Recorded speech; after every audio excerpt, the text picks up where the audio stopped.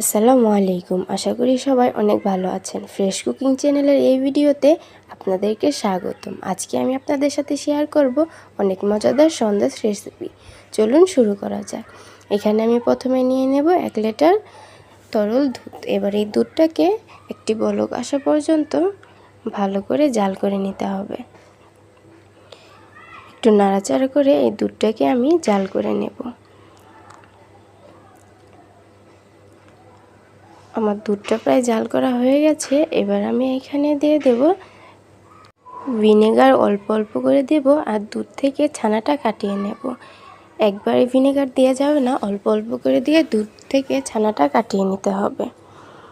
আমার দুধ থেকে ছানাটা কাটিয়ে নেওয়া শেষ। এবার এখানে আমি একটা স্ট্যান্ডের উপরে সুতি কাপড় বসিয়ে ছানাটাকে ভালো করে চেকে নেব। এবার এই ছানাগুলোকে হাত দিয়ে ভালো করে চিপে ছানা থেকে পানি বের করে নেব। এবার এই ছানাগুলোকে ভালো করে হাত দিয়ে মেখে নিতে হবে, একদম নরম স্মুথ করে নিতে হবে।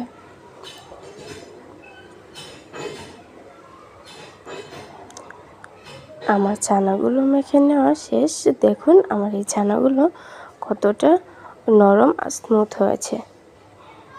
এবার এগুলোকে একটা সাইডে রেখে একটি প্যানে এখানে দিয়ে দেব 1 কাপ তরল দুধ। এবার এই দুধটাকে ভালো করে জাল করে এখানে দিয়ে দেব 1/2 কাপ গুঁড়া দুধ।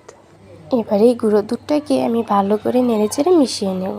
খেয়াল রাখতে হবে এই পর্যায়ে কিন্তু নাড়াচাড়া থামানো যাবে না, অনবরত নেড়ে দুধটাকে ভালো করে মিশিয়ে নিতে হবে। এখন এই পর্যায়ে আমি দিয়ে দেব 1/2 কাপ চিনি। চিনির পরিমাণটা আপনারা আপনাদের টেস্ট মতো দেবেন। এবার আমি এটাকে ভালো করে নেড়েচেড়ে কিছুক্ষণ জাল করে নেব। চিনি দেওয়ার পরে দুধটা পাতলা হয়ে যাবে। কিছুক্ষণ জাল করে এটাকে মালাই তৈরি করে নিতে হবে। দেখুন আমার মালাইয়ের কালারটা অন্যরকম হয়ে গেছে। এবার এখানে আমি ছানাটা দিয়ে অনবরত নেড়েচেড়ে এগুলোকে মিশিয়ে নেব। এই পর্যায়ে খেয়াল রাখবেন কোনোভাবেই নাড়াচাড়া থামানো যাবে না, অনবরত নেড়েচেড়ে এই সন্দেশটি রেডি করে নিতে হবে।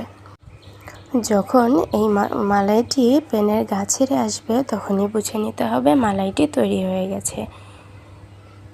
এবার এই মালাইটি আমি এক সাইড করে রেখে এটাকে নামিয়ে নিব।